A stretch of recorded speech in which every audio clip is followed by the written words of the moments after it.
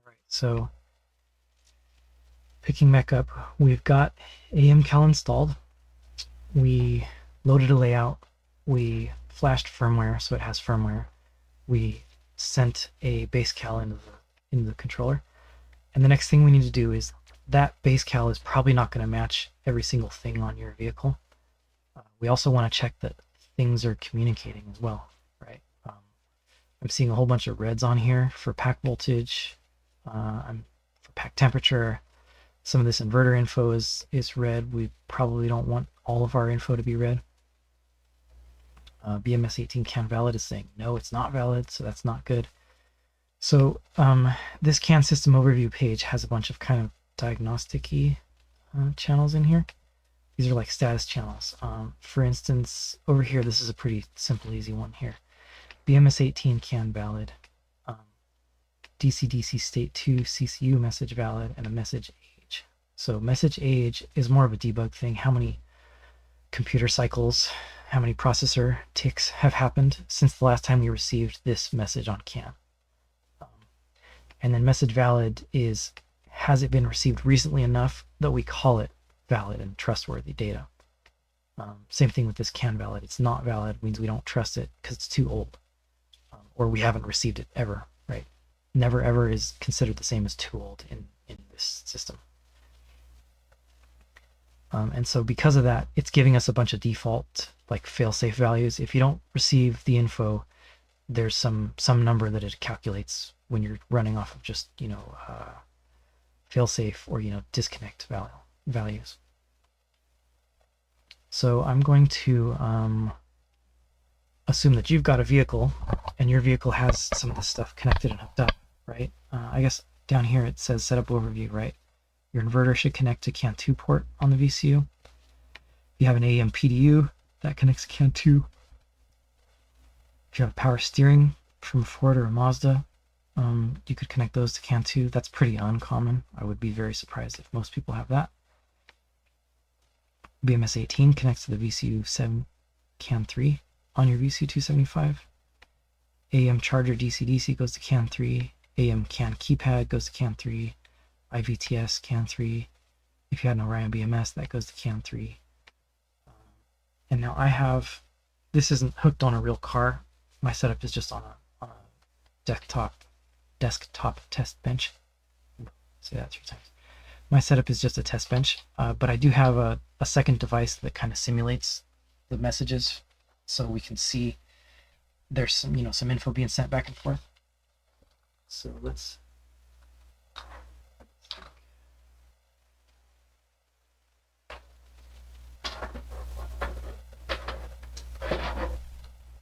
So I'm going to turn on some of those things, and we're going to start seeing some more info. This is a little closer to what you'll expect on a car. So now I have info from a CCU charger, from an AEM CCU. It's saying these messages are valid, and it's saying the message age here is going between 0 and 3 counts. So it's okay. It doesn't have to be 0 counts old, but it probably should not be 50 or 60 or 100, depending on each device. Right, so this is normal looking data for these. Some of these are still not received. Like I'm not receiving DC-DC info. And that's probably because my system doesn't broadcast DC-DC messages. But it is receiving CAN valid from the BMS18, and it is receiving messages from an IVTS. So I've got a bunch more info here than I had before. And also some of these things are no longer showing red because they're calculating info that's looks reasonable. So that's probably one of the next things you need to do is make sure all your devices are talking, right? Some of these, it is okay for them to be not connected or not valid, right? This CM2, that means Cascadia Motion 2 inverter.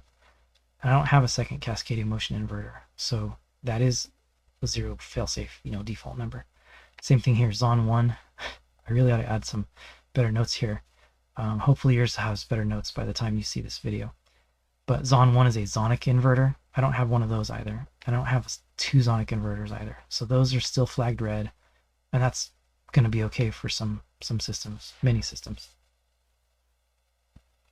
But I am showing CM1 Cascadia Motion 1 inverter is valid. And it does tell me a motor temperature number that's not 0, and it's not 999, it's not 256 or whatever. It's telling me the age of these messages in counts. Again, it's not always 0, it's not always 1, but it's pretty common for it to be something between 0 and maybe 3 or 5, depending, we're just catching a random snapshot in time. The VCU is receiving, dozens or maybe hundreds of these messages per second, so the age is pretty small numbers. I mentioned maybe in another video that if these timeouts were set wrong, you would expect to see bad stuff here. And let me see if I can kind of show what that might look like. So let's think. We've got a OBC state, DC-DC state, IVTS. So our IVTS is probably not broadcasting a bazillion times a second. But it is broadcasting pretty fast, so it's not catching and flickering. Let me find another one that's going slower. I think that our charger is probably slower. OBC state CCU message. If this was set too low, like 0, see that flickering over here now? It says my message is valid and then not valid and then valid and not valid. It's also overriding this temperature from 14 to 0 and back. That's an indicator that one of these timeouts is set wrong. Now hopefully we're going to set these all correct in our base calibrations and you won't have to change them or deal with this. But this is something that I've seen cause headaches at the initial setup where you've got values that don't make sense. So that's one of the first things to look at, is that these, probably none of these should be set to 0. I'm not going to change them right now, but probably most of these should be set to something that's not 0, like 1/10 of a second, maybe 1/2 of a second, depending on the device. Basically, after it times out more than that time, it starts ignoring the last message it received and starts using some fail-safe default override numbers instead. But those are things you should be watching for, right? Are we getting message valid flags from all the devices that are physically hooked up on CAN bus and powered on and communicating? If you don't have an AEM BMS18, you want to go over to this BMS select and tell it what you do have. If you have an Orion, those are the two options right now. If you got some other thing, hopefully you're not trying to use it today, because these are what we support for now. If you have something other than an IVTS for your packet current, there's another place to set this up, but here's a good place to see what the calibration is configured for. Let's see what else. Motor inverter setup. We don't need to spend a lot of time on this right now, but this is basically the characteristics of the motors and the inverters. Like, number 1, am I using a Cascadia or a Zonic? This Cascadia 1-2 means, is it a Cascadia on a certain address or a Cascadia on another address? Like, if you have 2 of them, they can't both be using the first primary address. I'm going to skip over this really quick. CAN 3 broadcast here is, these are options where the VCU can broadcast a bunch of telemetry, like for a dash or some sort of data logger, right? The VCU doesn't have internal data logging memory.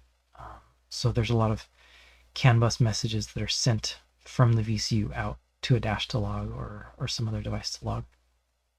And then the details of what signals those are, if you want to connect them to some other device, there's a DVC file that's usually in our dash design. So you'd find that DVC file. It'll describe them. So one of the next things you'll want to do is you may want to set up the physical inputs that are connected. So we've got a little diagram of what the header looks like, the connector for the VCU. We've got some labels as far as what pin does what.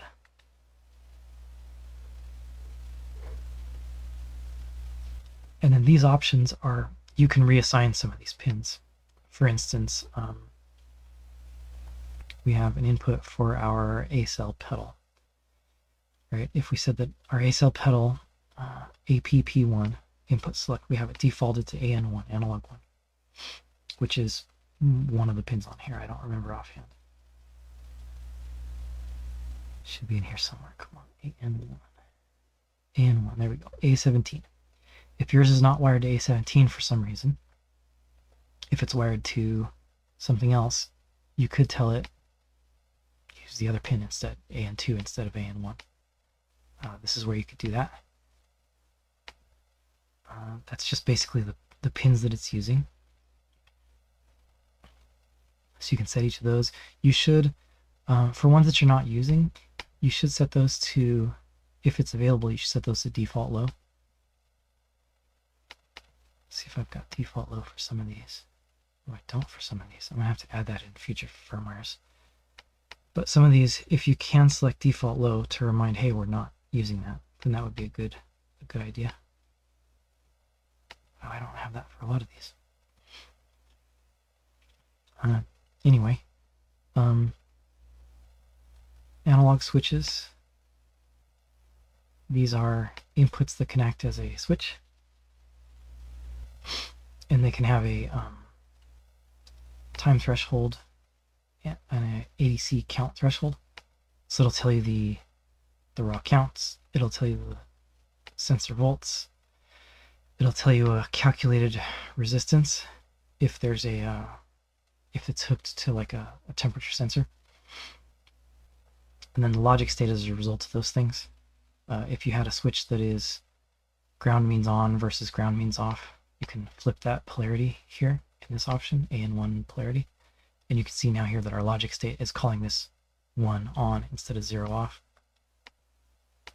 If you need the trigger threshold to be something other than 800 counts, which I forget what that was in actual volts, that might be around 2.5 is my guess. You could change that from 800 to 700 counts or 600 counts or whatever. And then there are, this is a concept that we might not have talked about yet. There are a bunch of these little pages or tabs hidden behind.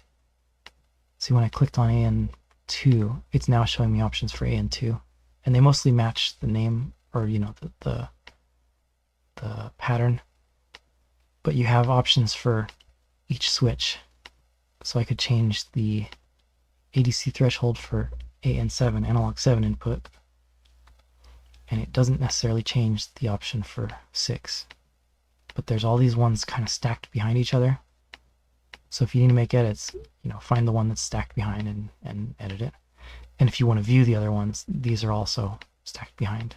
So you can see the, you know, which of mine are hooked to 5 volts or maybe pulled up to 5 volts by the internal circuit. You can set all those for the analog switches. And then these AN1, right, you might care about AN1 because AN1 is the one that you picked as some switch input, right? If you had DG7 as your reverse switch or AN3 as your park switch, then AN3 over here is where you would tell it what counts are, you know, on versus off, and if high is low or high is low or high is high. If 0 means high or 0 means low. There's similar options for the digital switches. They don't have an analog count. They don't have an analog count threshold, right? Because it's just internally deciding if it's high or low. So all you get for those is a time threshold. It's got to be the high for this time or low for this time to call it on or off. You do have polarity, so you can say that the low voltage means on or high voltage means on.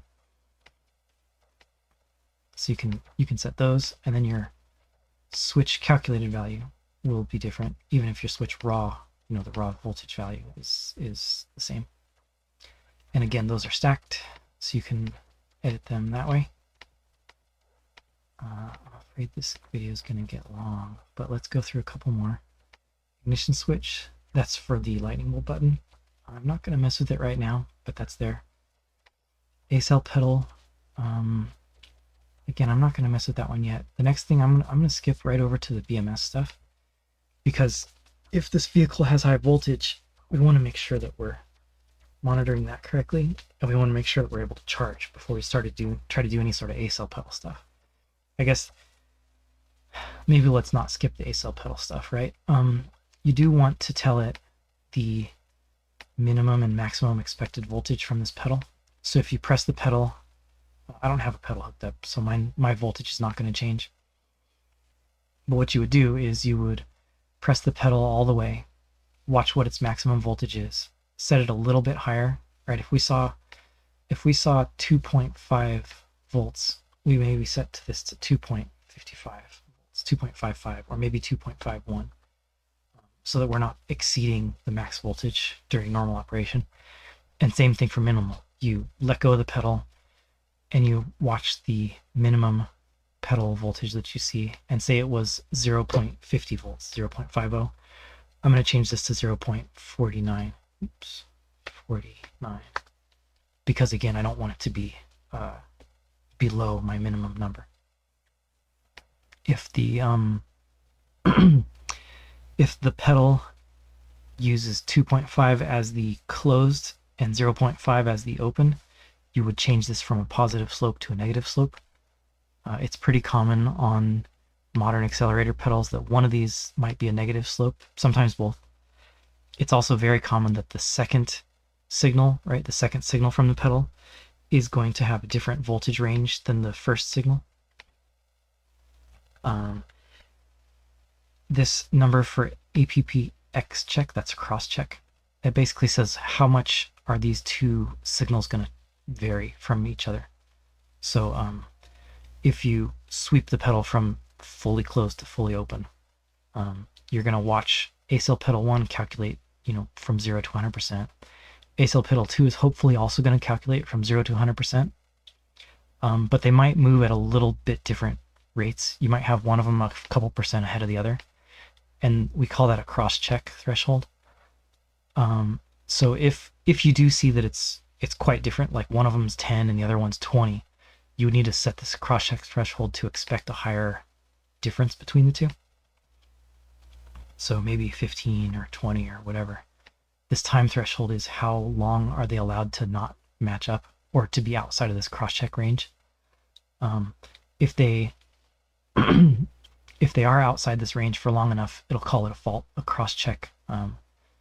It shows you the difference and it shows you the error time, and it calls it a fault or not a fault. We don't want faults, so if you know that they're going to be a little bit off for a little bit, you may want to change this up higher, maybe 50 milliseconds or something like that. But in general, on most good setups, you want this to be relatively low numbers. So if you don't need to set this high, don't set it high. And then we want, our AEMCal pedal to be at 0 before we do any sort of trying to enable contactors and things like that. We don't want to be turning on contactors with the computer thinking that we want to drive the vehicle. So get that pedal set up, make sure it's showing 0 when you're off the pedal. Brake switch is also pretty important. We'll do that one next. Brake switch is needed for the computer to allow it to go into gear and move the motor. So you want to make sure that your brake switch is reading properly. If the switch is off, it needs to be showing off. If the switch is on, it needs to be showing on. You have polarity options where you can edit. You also have an input select here. So which pin am I using for my brake switch? Which pin am I using for my second brake switch? And then these are just our default ones that AEM assumed you're using. If you're you may be using our wiring diagram, we assume that you're on digital 5 and digital 6 as the two brake switch pins. If you're not, you'll have to edit this high time threshold and low time threshold. Those are just us assuming you're on digital 5. This AN11 polarity, that doesn't match either of those. So if you did want to edit the polarity for the digital 5 input, you'd want to, I guess you'll have to edit this. We'll use that button there with the three dots. We'll type in DG5. We'll find DG5 switch polarity from the list, and we'll tell it OK. What we did there was we just changed this list of options. So basically I edited this layout. Now if I want that to show high instead of low as being on, you could change that. you may notice that one of my switches turned off and the channel break switch, the calculated channel, still stayed on. That's because of this option. It says detect option is switch or, switch and, or break pressure, which means there's a pressure, like a 0 to 5 volts pressure sensor that's measuring PSI. The safest way is usually to set this to switch or, and that means if either of these switches is on, then we're going to say the break switch is on. The other method you could do is if you have two different switches, like on different locations, you can have it and that means they both must be on to consider the switch on. But generally the safest way to do it is switch or.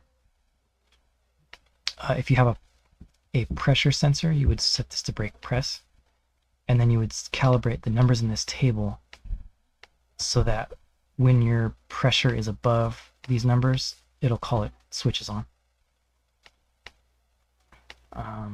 But yeah, pretty important to get the break switch working, right? It won't enable driving if it doesn't see a brake switch first. So got to get that going. IMD is an installation monitoring device. If you've got one of those, you want to tell it how to set that up. I'm not going to talk about this a lot, but it is important. So there's a bunch of notes in here you can read. I want to skip quickly over to the BMS setup. So I'm going to set up BMS18. And I don't have an actual BMS18 hooked up. I have another device that's kind of sending a bunch of signals that are simulating a BMS18. But I do want to run through some of these options and tables and get a feel for how it should be set up. So BMS select, that's got to be set to AEM if you're using an AEM BMS18, right? Pack current input select, that's got to be set up to match whatever you've got, right? IVTS is just a CAN device. So that's a nice easy way if you've got one of those. It just sends the info and the computer receives it. Pack MAC capacity. Oh, pack current invert. We want this to be showing positive current numbers when we're draining the pack. So if you're pulling power out of the pack, not charging it, pack current should be showing a positive number, like +1, +2, +5. If you're charging the pack, it should be showing -2, -5, -10, whatever. And if it's not that way, then you check this invert option and it'll flip it. So what used to be minus is now called positive. But that's important. If you have that wrong, some of the other things like discharge currents limits and the pack charging, those aren't going to work correctly. Max capacity, that's for like energy tracking. It's not super critical, but you want to get it close. Like if you know you have a 50 kilowatt pack, you set it to 50 kilowatt hours. If you know you have a 30 kilowatt hour pack, you set it to 30 kilowatt hours. You can just type in the number. Let's think. Pack temp fault max. It'll tell you a fault if the pack temp goes above this high temperature. 60 may be a little high. You may want to know if it's above 50 or 45 or whatever. You can set that.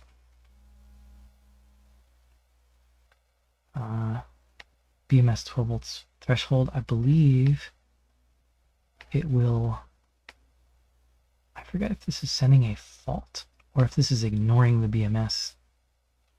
But anyway, yeah, you've got that number. Set it appropriately, right? Your 12 volts battery probably is not going to work very well when it gets much below 12 volts.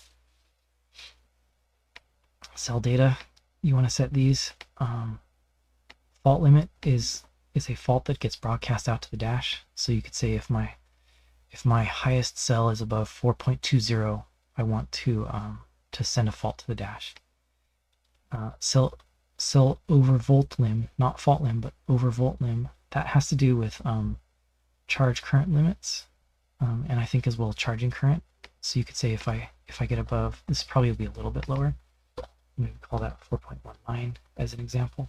Those two probably won't match. Undervolt fault limb, I believe that's used in charging as well. If you were below that number, it would not allow charging, so you don't want to set that too low. So we'll call that maybe 3.1 or 3.2, something like that.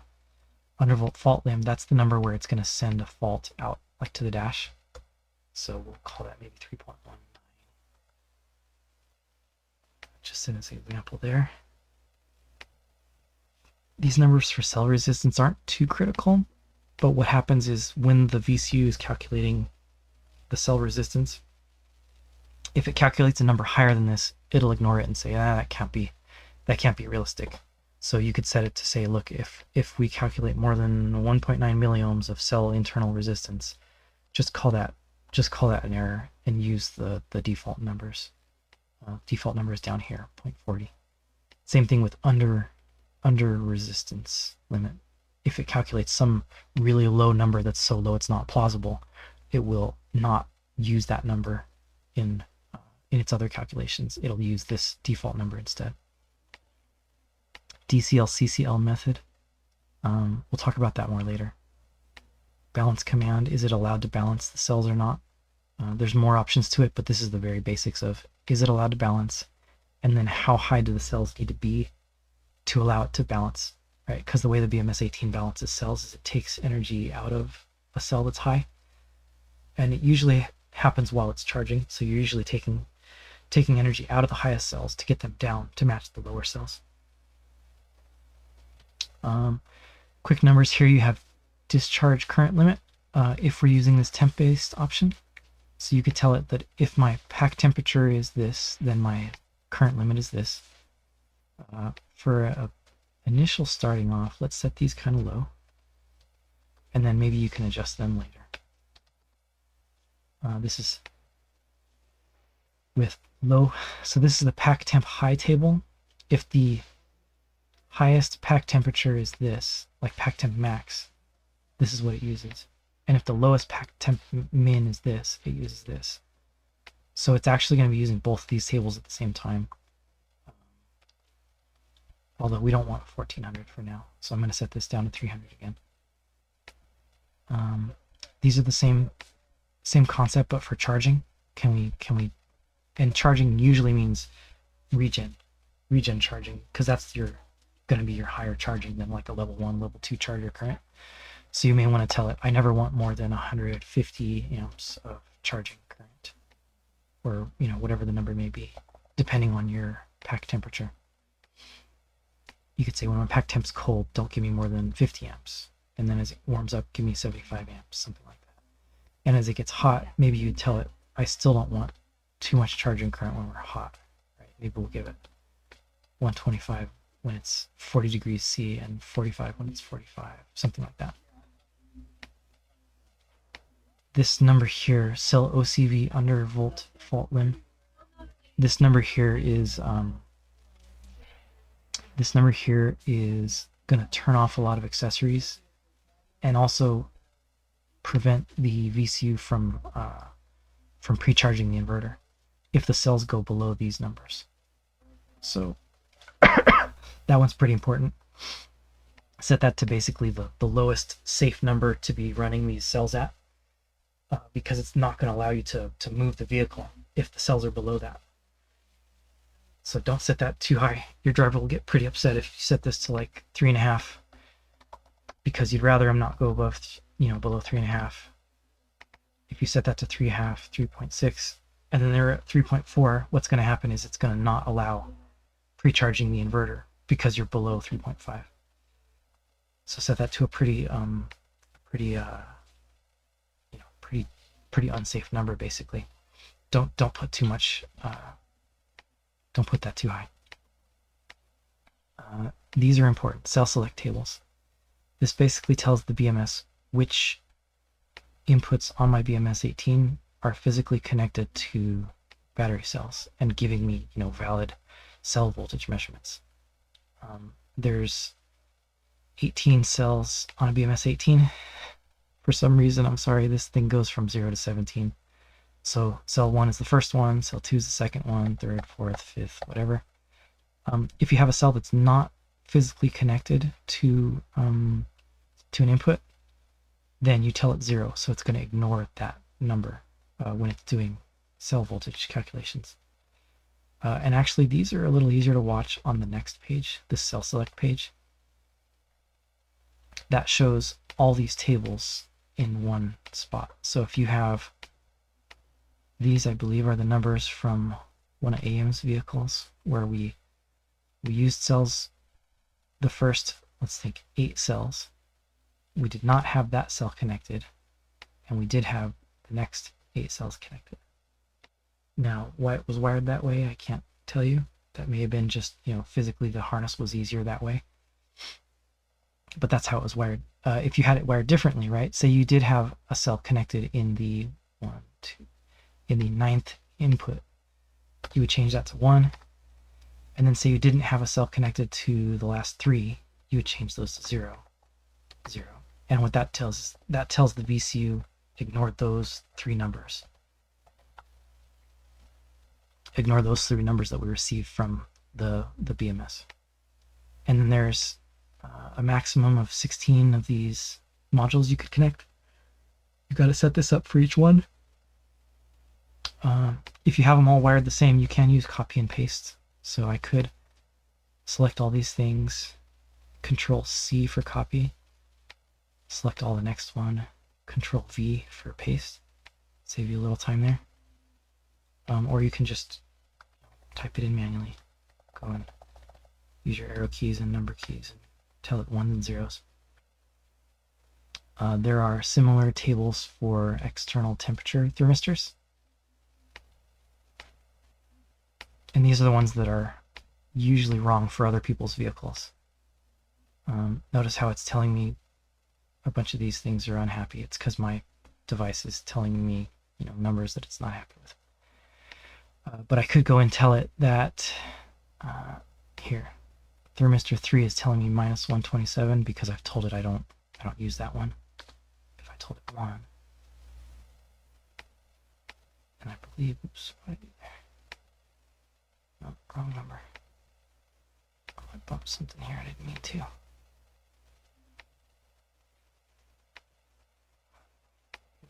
There it is. So this number 3, now it's showing me a number because I told it 1 here. And this one over here, xtherm 1, is showing me -127. Now, you can also have it display to you remember how we said some of the other things were stacked? This is a stacked set of things. There was only so much space, so I stacked some of the info behind. So this can show us the raw thermistor values. Those ones are kind of freaking out there. So maybe we want to ignore all 3 of those, huh? Let's go back to here. We'll tell it 0. Don't trust that. Don't trust that. Don't trust that. And then what's going to happen is those numbers that we are ignoring, this starts telling us -127, and our pack temp max and min start ignoring those numbers that we were not using. We're not telling it to use. So it does look like we have some numbers on BMS group 6. We could use those numbers, but we should not use the other ones, right? Group 5 thermistor, the odds of it being a 0 ohms reading is pretty slim. So let's go tell it. Let's go tell it number 5 is all disconnected. Number 4 should be all disconnected. Number 3 should be all disconnected. 0, 0. Number 2, we disconnect those because they're flickering and looking wrong. Number 6 we can turn on because these look like some kind of valid, reasonable looking numbers. So let's go watch number 6. It tells us that the first one is 10C, and that's because that one is set to 1. The first one, second one, third one. Sorry they start at 0. I don't remember why. For this one, we'll tell it the next one is also 1, and it'll give us a reading for that. We'll tell it that one's also 1. It'll give us a reading for that. Hopefully on your vehicle, they're closer numbers than these. These are just kind of, simulated fudged numbers. But that's important to get these right, so you're not getting a bunch of bad data for your pack temp max and your pack temp min. Pack temps can be used to do things like run coolant pumps or turn on a pack fan if you have a heat exchanger for the battery pack. You can run a fan that pulls extra air through that heat exchanger. Let's keep running through though. So other things we want to do is we'll look at the discharge limit and charge limit settings. We already looked at this. We had temp based versus cell R based. Cell R is if it's calculating cell resistances, it can predict how much current would be allowable based on the open circuit voltage and the desired like min or max cell resistance. No, min or max cell voltage. It can kind of produce some predictive stuff, but that math's hard to follow. And I think for a lot of people, it's easier to just use these temperature-based tables where you tell it, look, when the temperature is low, give me this much current limit based on this much pack temperature. And when the temperature is high, give me this much current limit when based on this much pack temperature max. Something that's probably important to know is that the VCU does use both these tables at once. So we're seeing on here battery DCL is 300 amps. That's because it's using this cell from this table, 300 cell, as well as this cell from this table, because I've got a really big spread between my min and max. So my max is 26, which means we're using the leftmost cell in that table. And my min is 10, which means we're using the 10 cell in that one that's using the min temperatures. And we can see that if I change this number down to 299, then it would tell us our discharge limit is now 299, even though all this says 300, even though we're in the 10 degrees pack temp minimum. Where'd it go? Pack temp min 10. So it's always using whatever cell's active here, and it's always using whatever cell's active here. And what that means is that if I set this to something really large, like maybe 800, because I'm really happy with 40 degrees C of temperature, right? But I'm less happy with 10 degrees of a temperature. And I set this to say, look, 10 degrees is quite cold, so we're going to go to like 100. Notice what it's doing. It's, even though our max temp is 40, because our min temp is 10, it's using this cell and this cell both, and it's picking the lowest of those two. So my 800 is basically getting overridden by my 10 here. So what you may need to do is this side of this table would set your very low temperatures, right? Say at 5 degrees, you don't want a lot of current allowed. But at 25, you do want some current allowed. And at 40, you want even more current allowed. You'll need to change this breakpoint up to 40. And you'll need it to match that number there.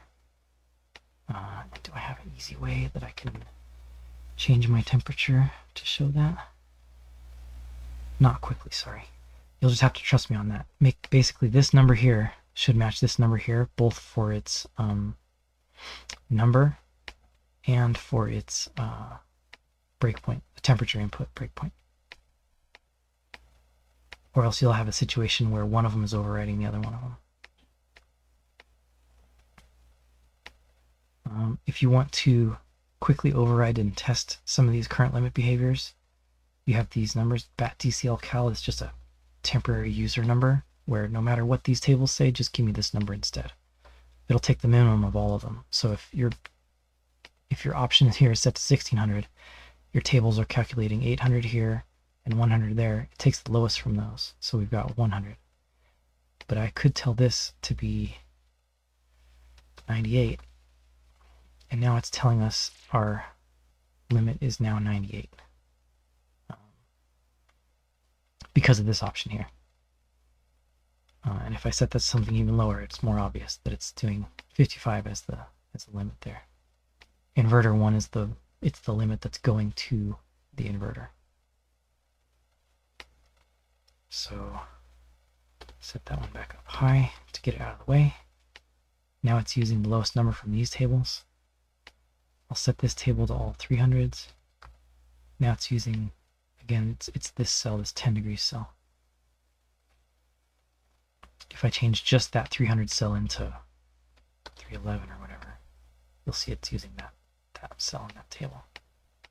Because 10 here matches our pack temp min calculated number. That's why it's doing that.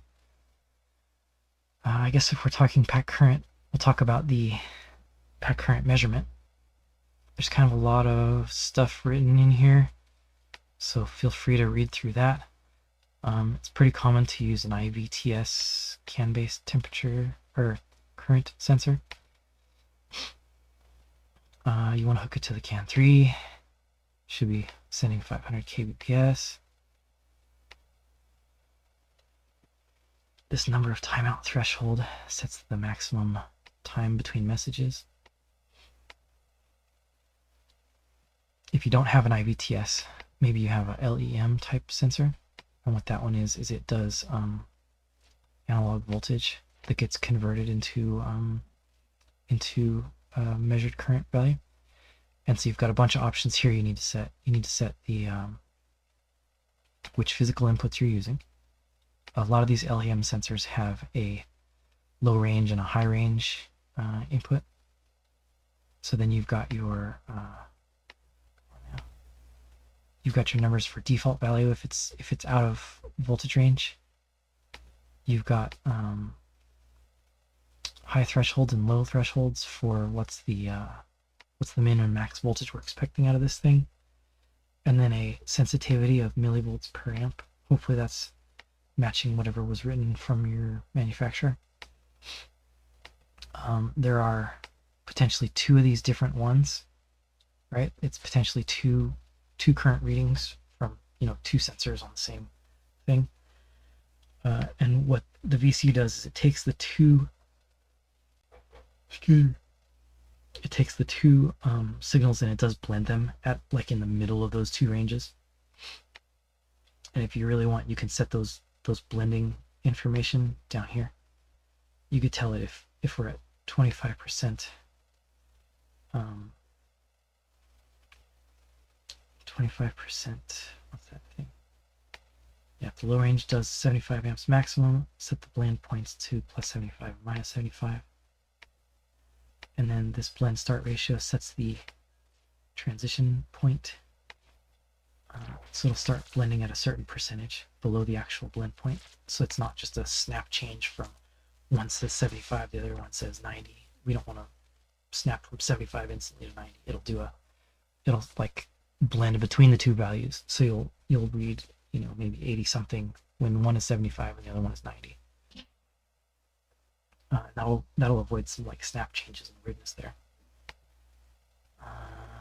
Again, if the pack current measurement, so my pack current measurement is now, just some crazy number because I don't really have a sensor hooked up. But if this crazy number was positive when I know I'm charging the pack, that's not correct. And we would want to fix that by telling it to invert. And by doing that, it's now telling me that it's a negative number, even though it's the same voltage out of the sensor. But if I had the sensor physically flipped around backwards, you would maybe need to use this so that you want a negative number means we're charging, and a positive number means we're draining the pack. I'm going to put this back to IVTS.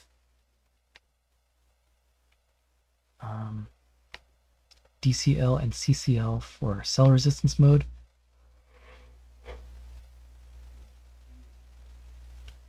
Excuse me, I've been talking too much. That one's a little more tricky. I'm not going to go over it too much, but basically what it does is you tell it your min and your max desired cell voltages, and it will try and predict based on the measured cell resistances.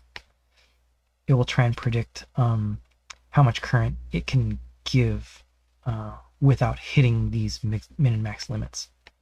And sometimes that works well if the VCU is doing a good job of calculating the cell resistances. But if not, it can be kind of a hassle. So a lot of people start off using the other temp-based methods with these tables. So you just have a number. State of charge here. There's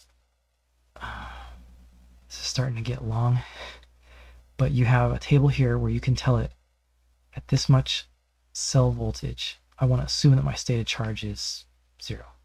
At this much cell voltage, I want to assume that it's 10%.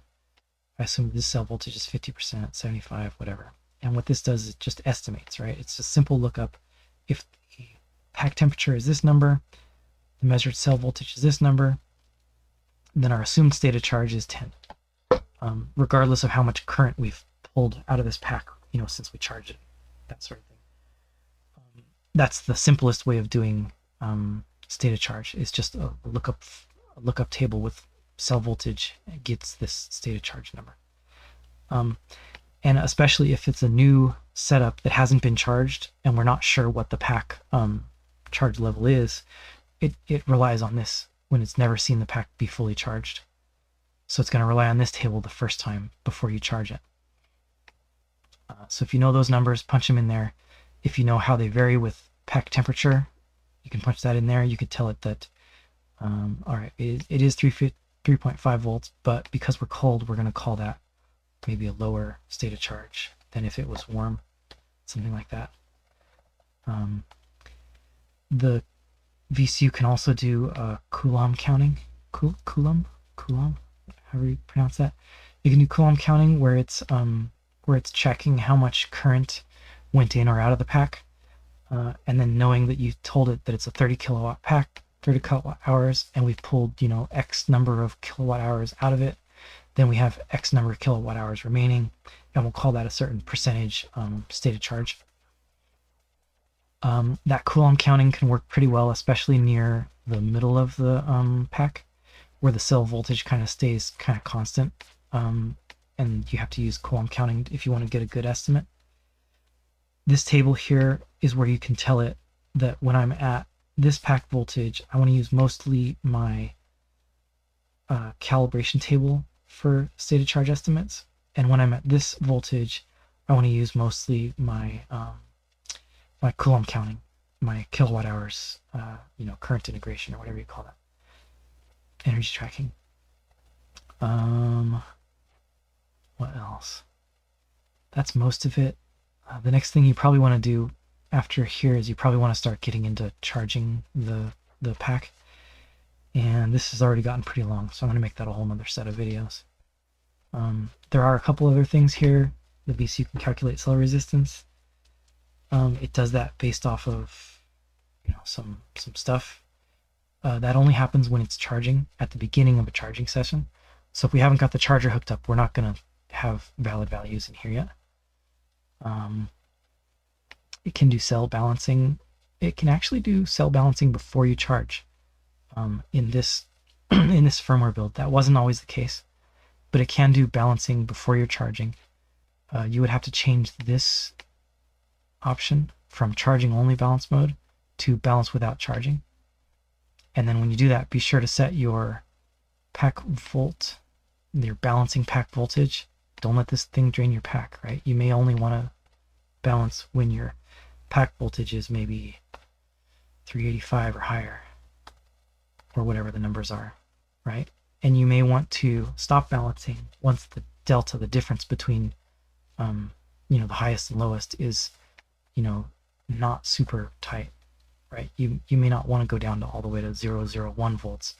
You may want your first cell balance to be 0.1 volts. Get them all within 0.1 and then stop. Especially if you're doing it without charging the pack yet. But my opinion and our usual thing is we default it to charging only. Don't drain the pack before you've known that you've got the charger working and you can charge it. So I would set these back to their default numbers. Default numbers. Good.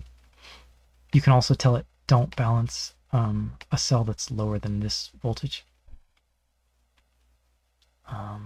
So if you said, we don't want to drain it below 3.9 volts just to balance them all. Right? We're only going to balance cells that are above 3.90 volts. You can do that. And then this version of firmware does not tell you which cell is being balanced. All it does is it tells you what's the difference between my min and max cells.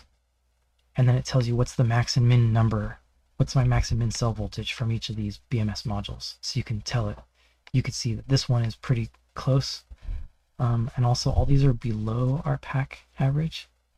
Our pack average is 3.41 calculated. So it's only going to balance cells that are above that 3.41 calculated value. And that's how it gets the different modules balanced. It's only going to balance 2 or maybe 3 cells per module at a time. So once it gets all the cells in maybe module 2 balanced, because these ones are low, these ones wouldn't be balanced at all. But what it would do is it would balance whatever cells in module 1 are above this average number. And then over time, with many more modules and many more cells, what you'll have over time is the average will, the highest ones will get closer to the average, and then as one gets near the average, it won't be allowed to balance that one. It's only allowed to balance cells that are above the average cell voltage. So over time, this will just balance them, and you'll get these max and mins will get closer. And then over time, if you have one whole module that's higher than the rest, that whole module will get balanced down, each of them, until they are at the average. And then if there's another module that's still above the average, that one will get balanced down until it gets down to matching the average. And eventually the average will move around so that everything is closer to the average, and you're allowed to maybe balance the very highest cell if it's not above this delta threshold. That's probably more than enough time talking about that one. Bus bar compensation. This is getting a little obscure, but if you know that you have a bus bar on a very specific, between certain cells, you could tell it that between cells 0 and 1, I have a bus bar, and it has a known resistance of whatever the number, half a milliohm. Oops, 0.5 milliohms. And then it's going to use that when it's doing, I believe, balance calculations. And a couple other little things too.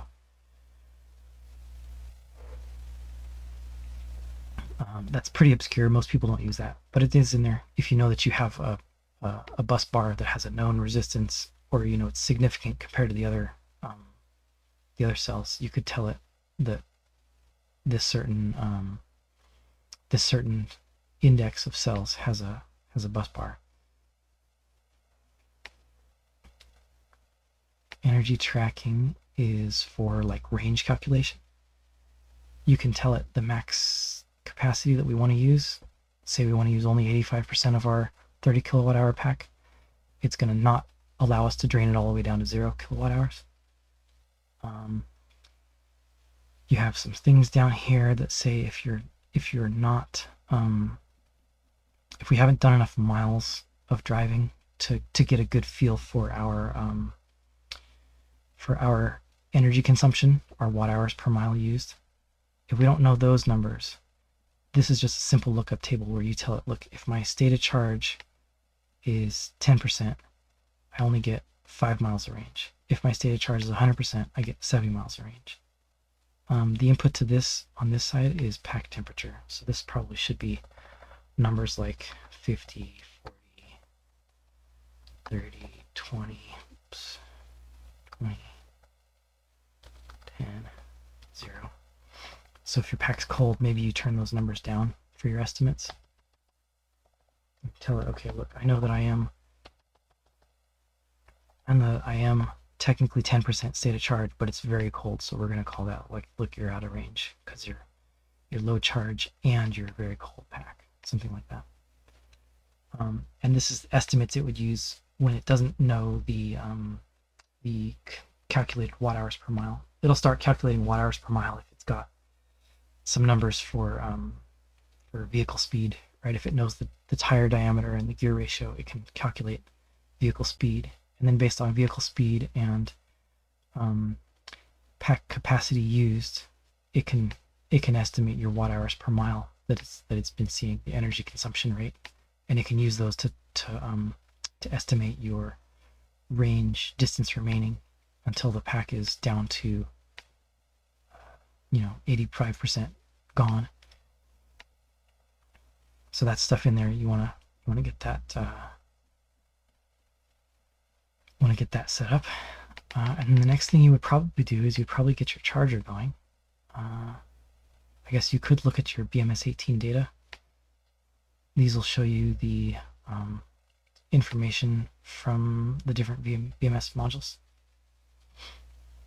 Mine is telling me a fault because my simulator, I've told it that I have 6 modules worth of cell tables populated. Right, in these, where do we go, our cell tables?